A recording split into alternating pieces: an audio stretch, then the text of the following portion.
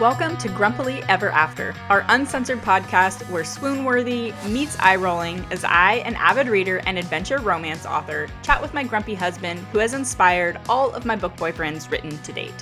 Join us as we chat about books he'll never read, words he thinks are stupid, and all his grumbles in between. If nothing else, we hope to make you smile and brighten your day. At least a little. So, settle in and let's see where today's chapter takes us.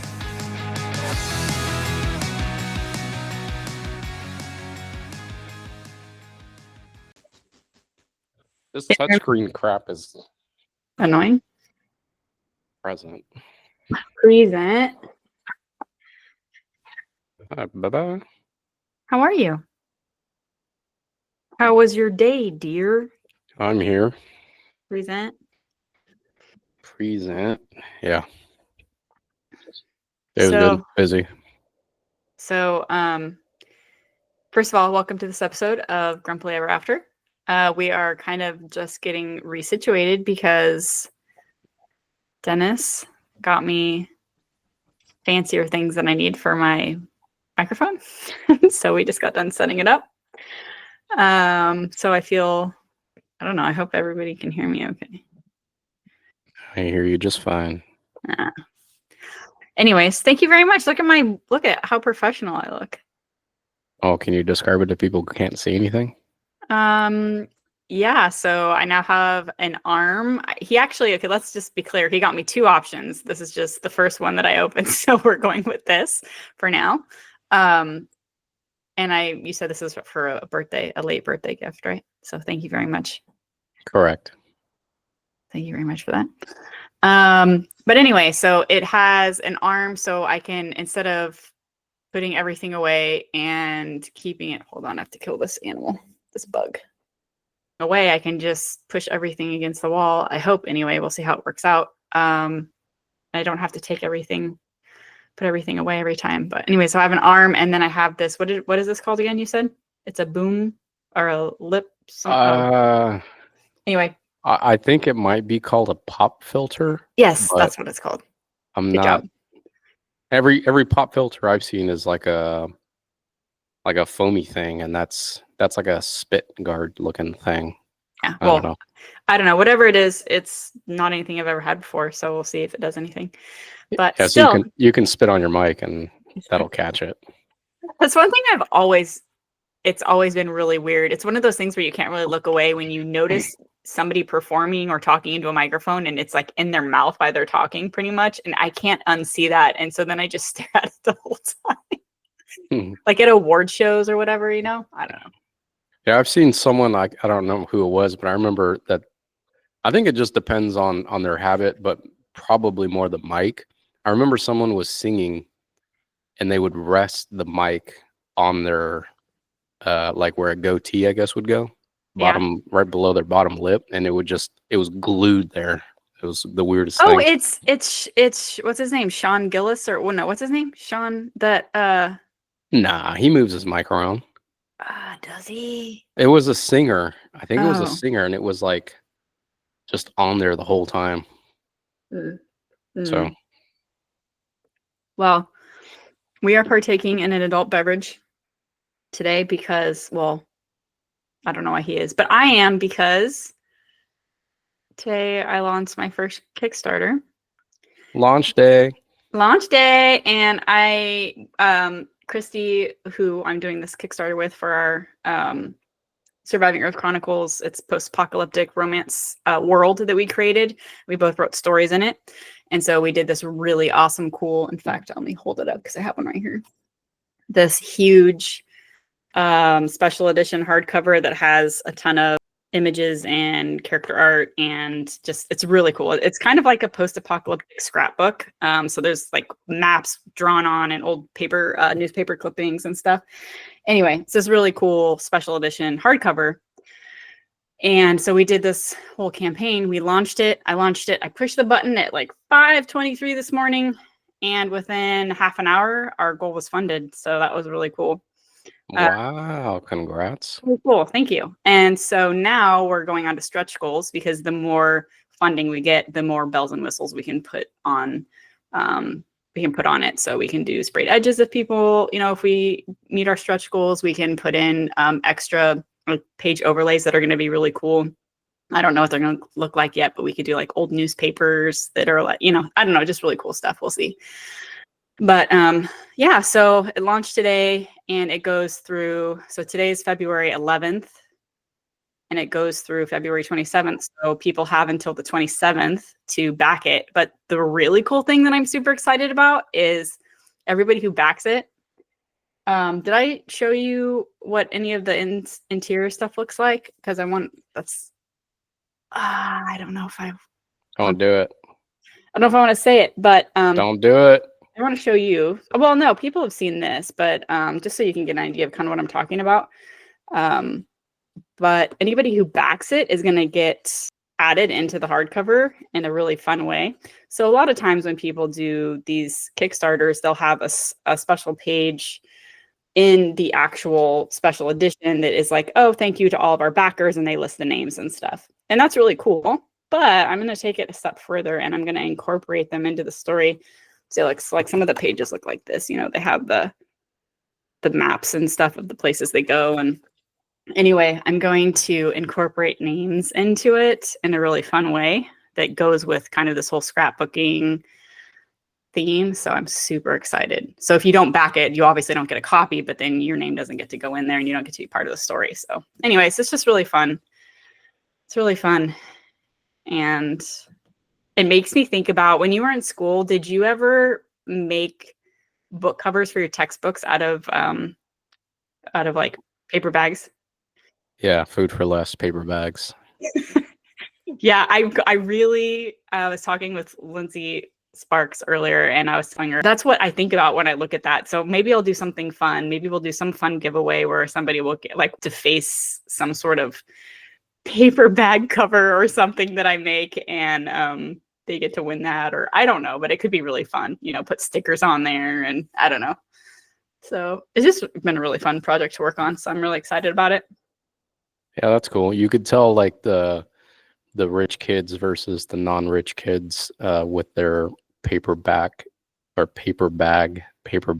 cover, because they would like go and buy brown paper from Michael's or somewhere fancy and make theirs. Because if you're using a paper bag from a store, you normally end up with creases in the middle of it, and you're like, man, that sucks, but I got a fat crease on the front cover. And then you got another kid where it's like pristine and like folded really nice with edges with no creases. And you're like, man, how'd they get that? Yeah, no, I know. Don't worry, I had the paper bag too. And I don't know if they had it, if it was like as I got older and it was just something they came out with, or if it was the more well-off kids. I don't know. But they had like fabric covers. Did you ever see those? Maybe it was more of like as I got older and it became the cool thing, like Pogs. People probably have never even heard of Pogs or have never played with them, but that's how old I am. I've never seen the fabric. What I saw was like colored plastic, like sticky film. I remember seeing that where there was some translucent ones, there was colored ones, and it was like a sticky film, but it would still come off and not necessarily tarnish the book. But never fabric. Yeah, I don't know. It's really stretching back there. It's back to my when I was writing my first bestseller, Birds. Yeah, that's Napa kids versus AC kids. So I don't know. Hey, I was a Napa girl and I was anything but well off. So yeah, but you guys had fabric and we had translucent sticky tape. Yeah, that's true. I didn't have fabric. No. Like the cool kids had fabric and our cool kids had translucent sticky tape. I was so excited just to be able to get like a Lisa Frank folder with, those really vibrant, like cartoony. I used to love those. Okay, so I wanted to circle back because one of the things we were talking about, or we have talked about in the past, is making up words, and you had mentioned that romantasy. I had said the word romantasy, and you're like, what the hell is that? And then you said, what do you guys all just make up words all the time? Because that's what it sounds like. And then I had mentioned that I do make up words, and I think we've already talked about struggled, right? I made you use that in a sentence. Yeah. But there was another one that came up, and this one I will never use, but it will go down in history as probably my favorite one, just because of the reaction that it got. So Sabrina was helping me look through, I don't know if it was a newsletter that I wrote or what it is, because typos, I can't see typos. To me, I read the same word over and over, and even if it's not there, I see it. Even if it's misspelled, and I know how to spell it, I see it correctly. Like, it's part of the dyslexia, I'm assuming. So, and just being like my mind going a million different, ways at once. But there's a couple words that I go through these phases and I always spell them wrong. And one of them is Celler-bation. I had written it multiple times, and remedy is another one that I always throw an extra M in there.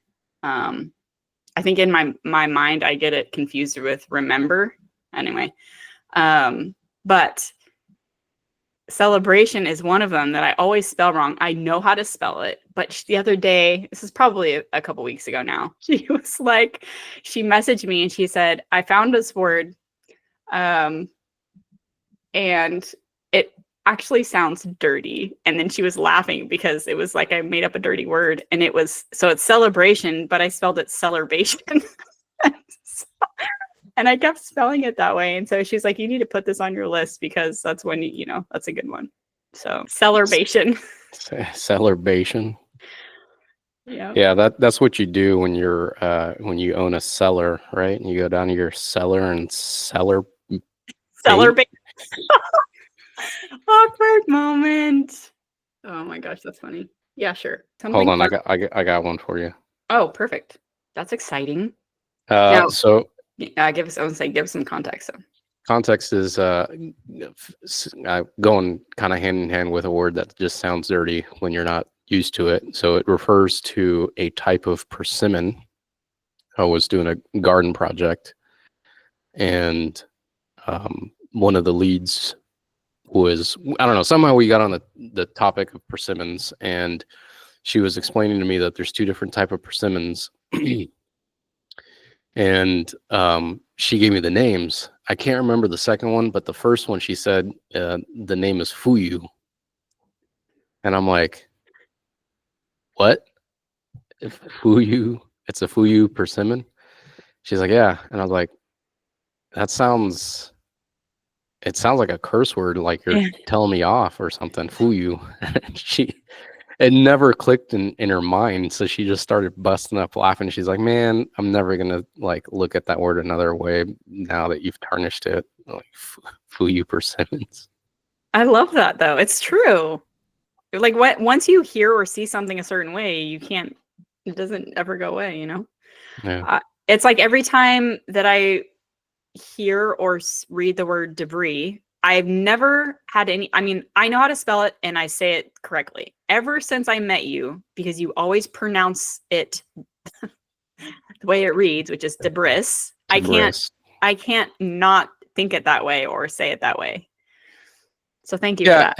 And I do it that way because it's fun, but then too, it also helps me remember how to spell it. Yeah, no, I totally get it. Because that's stupid. Debris, and it's spelled debris. So yeah, there's other words like that as well, but I can't think of any right now. I do that with conscious. I say conscience, and I do the same thing. Wednesday. Oh, for Wednesday, yeah. Right. I think it's worth mentioning too. I just realized that you were talking about Mrs. Fleming, or Miss Fleming, right? Is who you're talking about your dropping names. Garden. Okay. Your garden friend from work. I'm in this weird stage where I'm at an age where my husband now works with one of my favorite teachers from when I was in middle school. And it took you a really long time to put it all together, because you obviously call her by her first name, and I've only ever called her by her teacher name. So it's just really trippy that one of the people you work close with at work is an old teacher of mine. I don't know. It's just weird. Really weird. Mm. How do you think she feels? That's true. What did she? Oh, well, I don't. You probably don't remember, but I remember you were like, "Hey, my wife. Do you remember my wife or whatever?" Yeah. Probably freaked her out. Really, it's really weird getting old, man. It's really weird. So something kind of fun that I've been getting a couple ideas from listeners, and this isn't one of them because I didn't have time to prepare the other ones, but I did think that this could be kind of interesting. There is a covered stack of books next to you with as if you didn't see it. He's first thing he said is, "Oh man," when he saw it when he walked in. And I said, "Don't look." He goes, "Well, maybe you should cover the bindings." So I don't see what they say. You had the tiniest sheet of paper covering the top book, and the rest was completely exposed. So I didn't know what you were planning. Yeah, no, it's fine. What do you think I'm gonna say? I don't know. Read the titles and give me your guess as to what the book is about. Yes, that's exactly what we're gonna do. Man, And I picked sharp. Yeah, you're pretty sharp, man. That's why I picked you. Mm. So I picked books that are really popular right now. I haven't read all of them, but I know what they're about and should have thought about this beforehand. I probably should pull up what they are to actually read them, but we'll just go with it. So why don't you look at the cover, read the title out loud, and then you tell me what you think that the first one is about. And I don't know which one's on the top of your pile. I'd forget, but I did. I wrote it down. You got about a 50-inch screen there. You can split screen and open up another one, You know what? Chicken butt. Am I doing it? Yeah, do it. So go ahead. All right. So the first note here says, "Don't look at until I tell you. Love you, fart face." Okay. I'm gonna go with that's love note. That was just a note for you, but yeah, there you go. Okay. The title is Rachel Gillig. Okay, that's the author. Yes. Oh, whoops. One Dark Window. Okay. Okay, so I'm supposed to guess what One Dark Window is about? Yeah, just based off the cover. Don't read the back. Okay, we got two towers, a bridge, a lady smoking a fatty. God damn. Many clouds of dust. Shout out. One Dark Window. One Dark Window. I'm gonna guess it's some lady in distress that has a reefer problem. Okay. Solid guess. She's One Dark Window. I don't know, trapped and maybe a princess and hates her royalty, and some 420 bum got her hooked on the drug, and she just wants to be a burnout, and he saves the day. He does. Is that what you said? He saves the day. He removes her from a royalty and all the pressures of that, and then they run off and have a little weed farm, and yeah, I don't get the smoke. It's magic. I think it's supposed to be magic. So let me read you what it actually says. So it's gothic fiction, and it's your favorite word, romantasy. So it's romantic fantasy romance. Fucking dumb. Or gothic fantasy romance, not romantic fantasy romance. Okay, so Elspeth needs a monster. The monster might be her. Elspeth Spendle needs more than luck to stay safe in the eerie, mist-locked kingdom of Blunder. She needs a monster. She calls him the Nightmare, an ancient spirit trapped in her head. He protects her, he keeps her secrets. But nothing comes for free, especially magic. When Elspeth meets a mysterious highwayman on the forest road, her life takes a drastic turn. Why are you nodding? Reefer man. Okay, that's the guy, the highwayman on the road. The ganja man. Thrust into a world of shadow and deception, she joins a dangerous quest to cure Blunder from the dark magic infecting it. And the highwayman? He just so happens to be the king's nephew, captain of the most dangerous men in Blunder, and guilty of high treason. Together, they must gather 12 Providence cards, the key to the cure. But as the stakes heighten and their undeniable attraction intensifies, Elspeth is forced to face her darkest secret yet. The nightmare is slowly taking over her mind, and she might not be able to stop him. What? I actually read this and I really liked this book. It's a duology. Do you know what that means? It means it's a 2-book series. Yeah, perfect. Good job.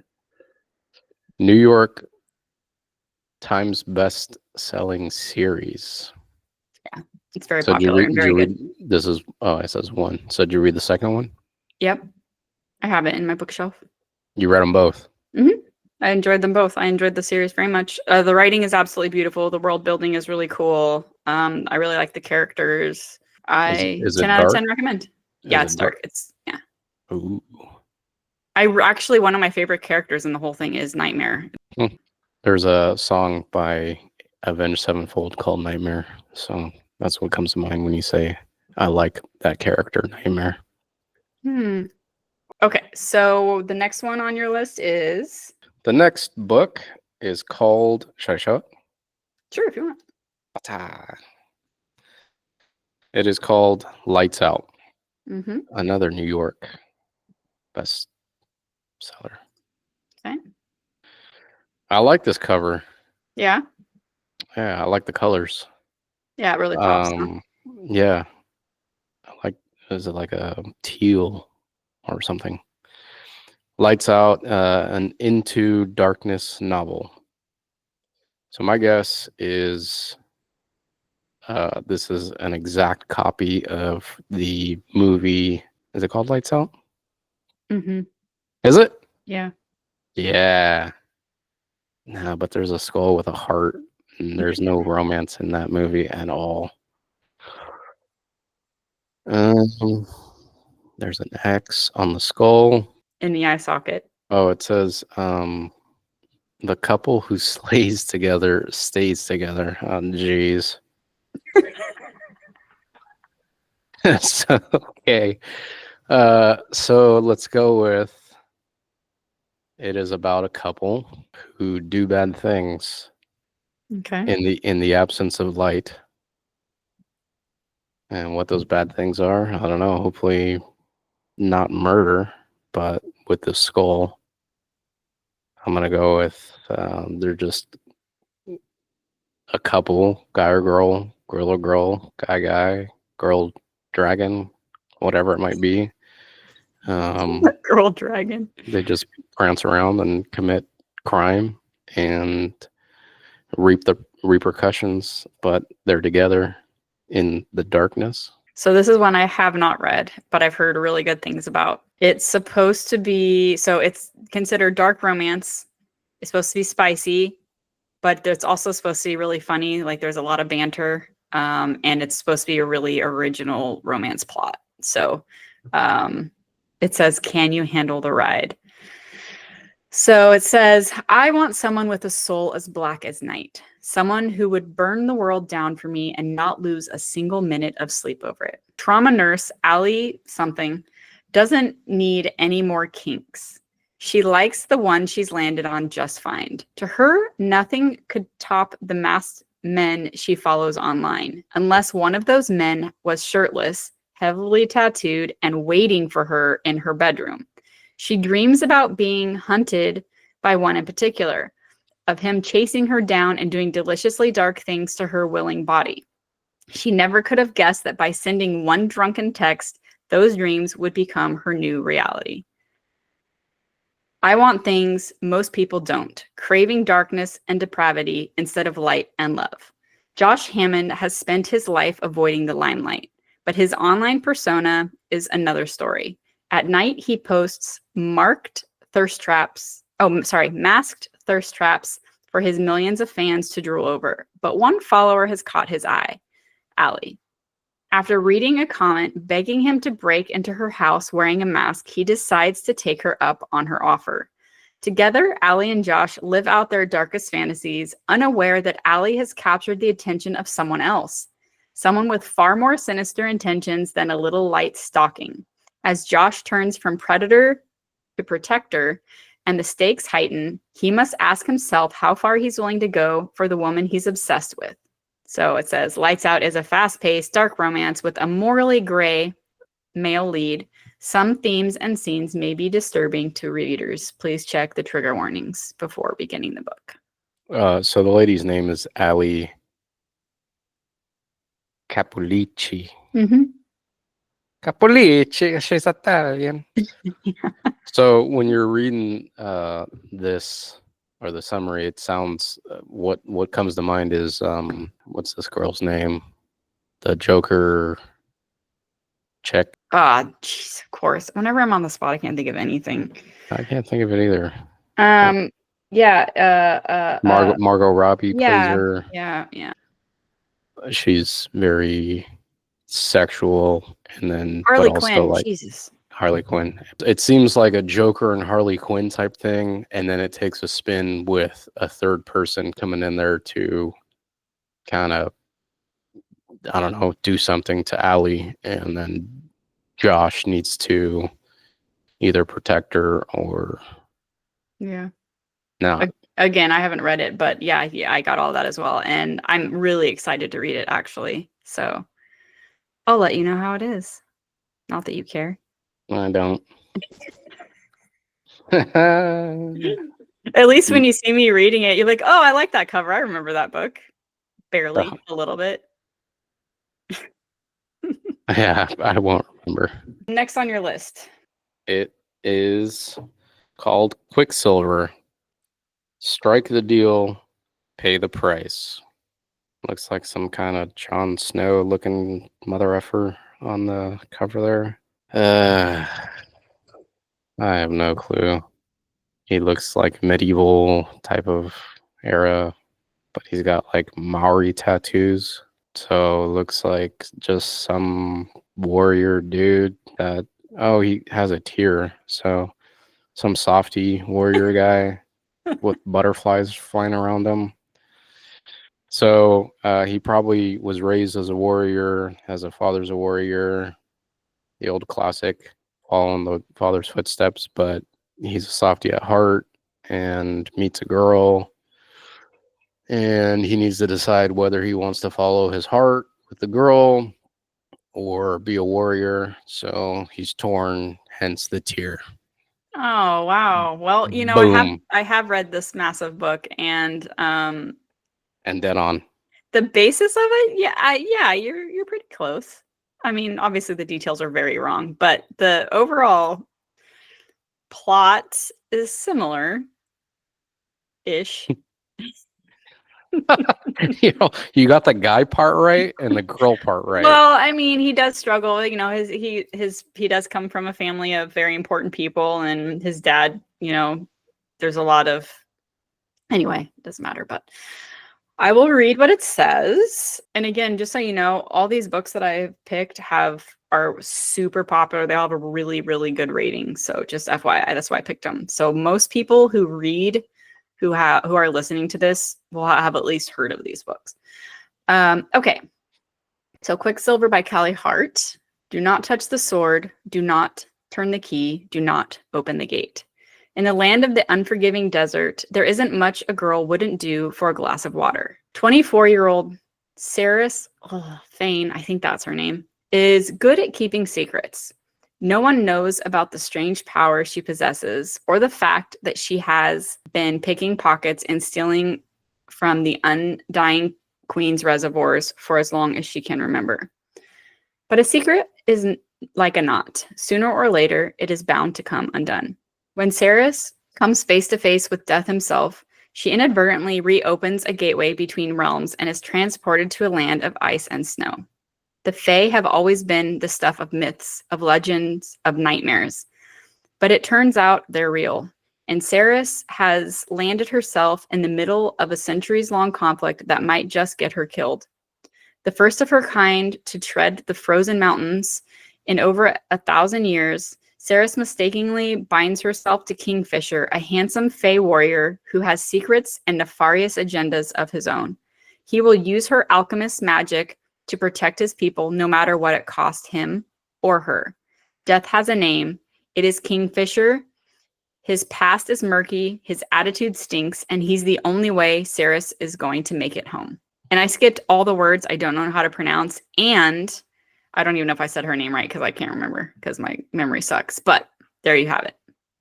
It is romantasy, so fantasy romance. It has vampires. It has pretty much any like Fey mythical creature you can think of. And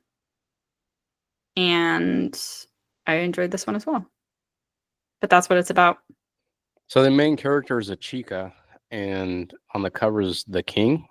Kingfisher, yeah. He's not a king. He's a warrior, but he is important, and he is the one who goes through the portal when she accidentally opens it and pulls her through. And then he brings her into the realm of his people, his Fae, and spoiler alert. Well, I mean, it makes sense when that first sentence you said that a girl is willing to do anything for a glass of water. For a glass of water, yeah. Yeah, and he's like, "Oh, check out this desperate hussy." Hussy, oh my gosh. Yoink. The reason for the Quicksilver title is because she's an alchemist. With her alchemist magic, she can manipulate metals and stuff like that. She has a reaction to them, and she can essentially communicate with Quicksilver, which is a huge, important part of the story. And I guess that's why he has a Quicksilver tier. Good news, Dennis. The good news is Netflix has the rights to this, so they're going to make it either a movie or a show. So you get to Oh my god, I can exhale. You can exhale. You get to watch it with me. Ooh, that's going to be a fun podcast after we watch something like that. Oh, it's going to take us about 3 months to watch it because I'll fall asleep each episode, but I'm down. Well, it might be a movie for all I know. I don't know. Okay, so that was Quicksilver. And we have one more, right? Yeah. Do the honors, please. This is called Fourth Wing. I like how you had a big question mark at the end of that. It says fly or die with dragons on there. I'm going to go with this movie's about dragons. I mean, movie. This book is about dragons. And maybe it involves a dragon that develops 4 wings. That's a fair guess. That is a fair guess. Because there are, I guess. There's like super dragon nerds out there that will say like 2-wing dragons aren't dragons or something. There's like something with their claws and limbs and what's an official dragon and what's not. So I'm going to go with an official 4-winged, 4-legged dragon, which is super rare. And someone in this book stumbles across a baby one. Okay. Also fair. Totally wrong. I mean, technically there is a baby dragon in it. Well, you can't write about dragons and not incorporate a baby dragon. That's how you suck in the readers. And yeah? Is that how you do it? Well, I guess that's what I would do. Yeah. All right. Well, enter the brutal and elite world of a war college for dragon riders. 20-year-old Violet Sorengale was supposed to enter the scribe quadrant, living a quiet life among books and history. Now, the commanding general, also known as her tough-as-talons mother, has ordered Violet to join the hundreds of candidates striving to become the elite of Navarre, dragon riders. But when you're smaller than everyone else and your body is brittle, death is only a heartbeat away, because dragons don't bond to fragile humans. They incinerate them. With fewer dragons willing to bond than cadets, most would kill Violet to better their own chances of success.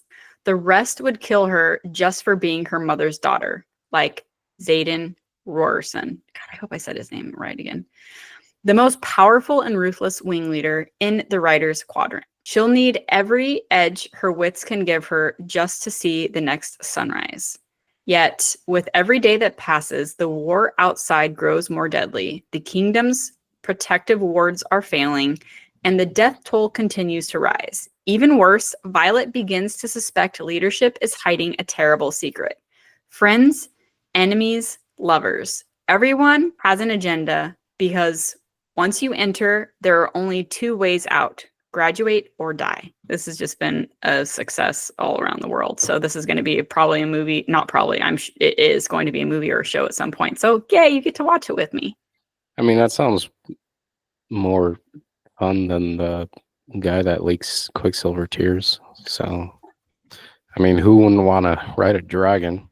Sucks that lady is suffering from what Mr. Glass had. Kind of. Pretty much. She's really fragile. She breaks bones really easily. Yeah, she it struggles with it. Sounds cool. I mean, is this like young adult type of book? I say no just because it has some spicy bits in it, but it definitely, I think, could be considered young adult. I don't know. Let me look at it. There is 25 different accolades on here. Let me see if any of them say anything about young adult.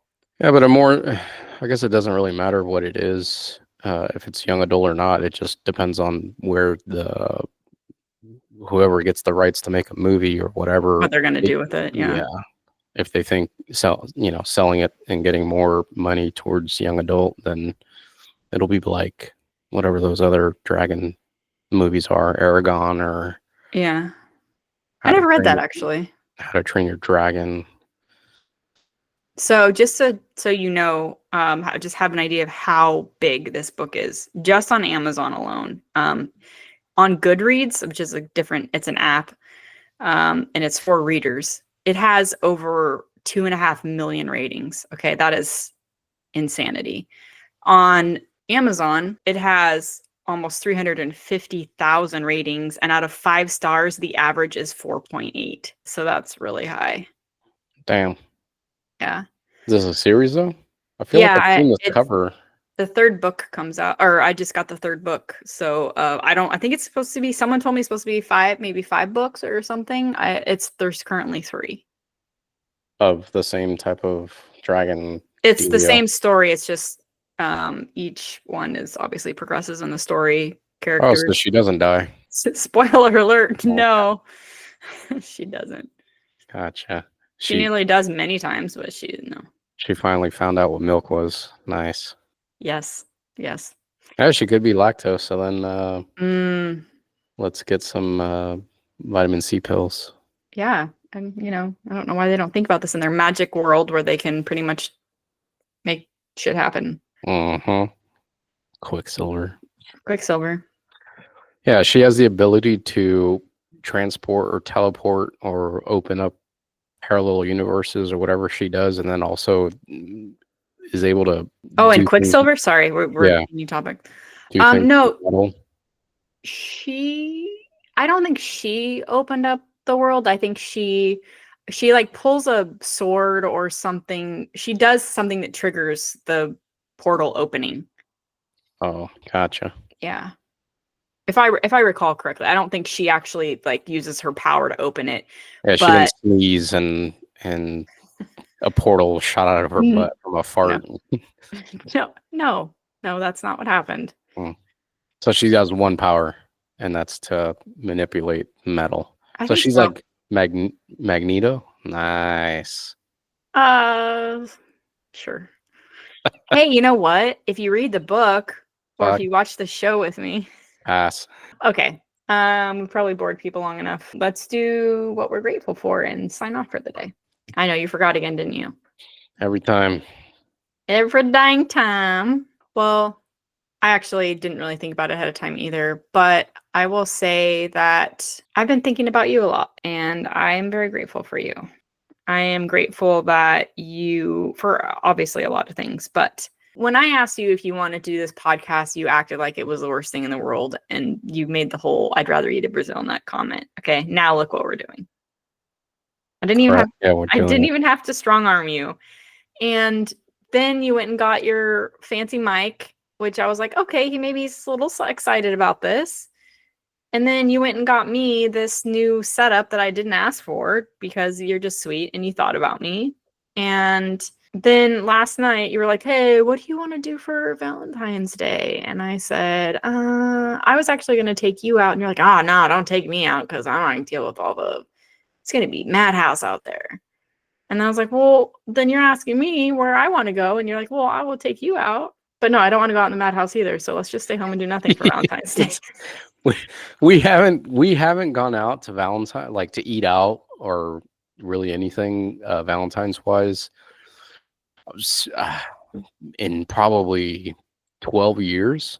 Yeah, 8 years, 10 years. The last time I remember going out was to whatever that Bistro Giovanni, whatever the hell. I mean, I feel like we're in the same boat. I'm assuming that we're in the same boat, unless I'm reading signs wrong. That, I mean, if we want to go out, we go out.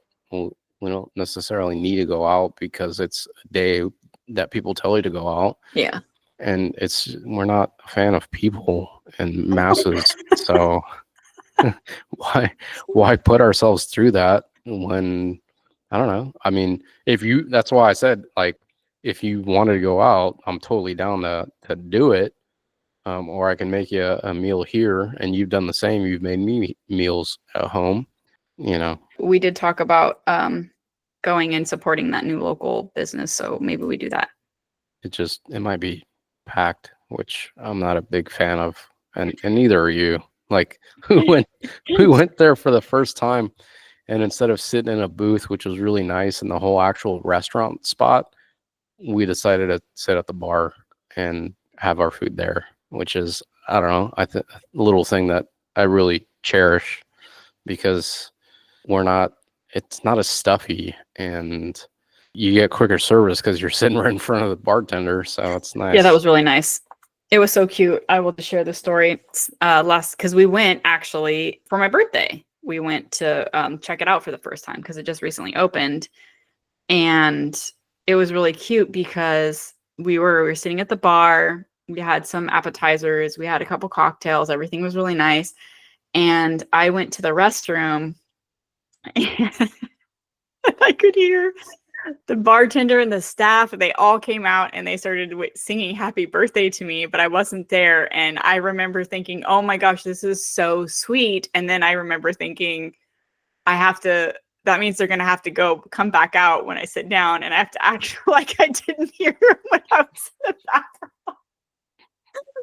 Oh, it was so sweet, though. It was super sweet. And they did that just because they overheard us talking. You didn't even talk to them, right? They just overheard us or something. And then the bartender went out of his way and he brought us like a fun little dessert, and it's not even on the menu. And it was fun. It was really nice. Felt really special.